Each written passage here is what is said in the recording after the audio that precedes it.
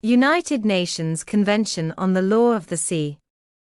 Article 226, Investigation of Foreign Vessels, 1. A. States shall not delay a foreign vessel longer than is essential for purposes of the investigations provided for in Articles 216, 218, and 220. Any physical inspection of a foreign vessel shall be limited to an examination of such certificates, records, or other documents as the vessel is required to carry by generally accepted international rules and standards, or of any similar documents which it is carrying.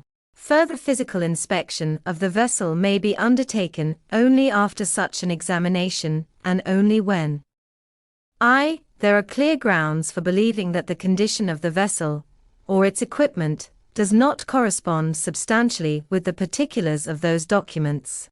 2. The contents of such documents are not sufficient to confirm or verify a suspected violation, or 3. The vessel is not carrying valid certificates and records.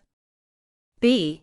If the investigation indicates a violation of applicable laws and regulations, or international rules and standards for the protection and preservation of the marine environment, release shall be made promptly subject to reasonable procedures, such as bonding or other appropriate financial security.